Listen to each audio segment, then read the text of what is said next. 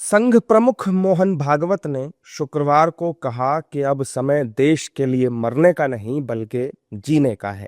श्री विजयपुरम में आयोजित कार्यक्रम में उन्होंने देश को सर्वोपरि रखने की बात दोहराते हुए कहा कि हर व्यक्ति महत्वपूर्ण है और राष्ट्र निर्माण में सभी की भूमिका जरूरी है।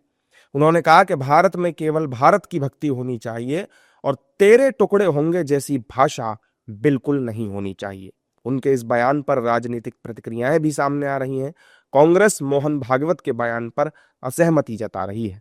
ऐसी कोई भावना नहीं हमारे देश में है।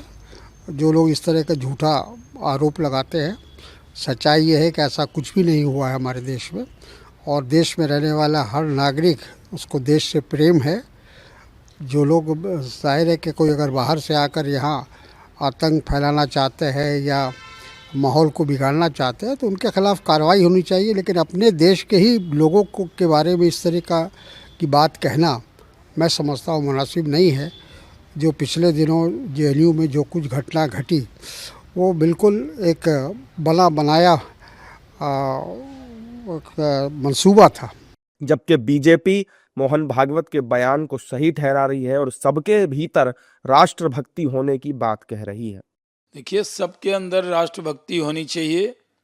देश आगे बढ़ रहा है और जब तक राष्ट्रभक्ति नहीं होगी तो देश आगे नहीं बढ़ सकता है।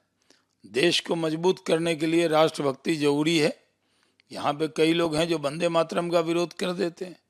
कई लोग भारत माता की जय कहने में उनको दिक्कत हो जाती है। ऐसा चलने वाला नहीं है। परमपूज्य सरस्वती जी वही बात बार बार दोहराते हैं, लोगों की याद कराते हैं। देश के हित में नागरिक को जीना चाहिए। देश सर्वोपरि है।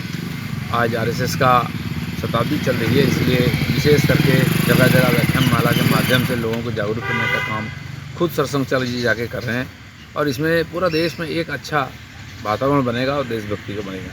दरअसल मोहन भागवत दक्षिण अंडमान के बेओदनाबाद में एक कार्यक्रम को संबोधित कर रहे थे और इसी दौरान उन्होंने ये बयान दिया। अब मोहन भागवत का बयान चर्चाओं में है और विपक्षी दल इस पर हमलावर हैं।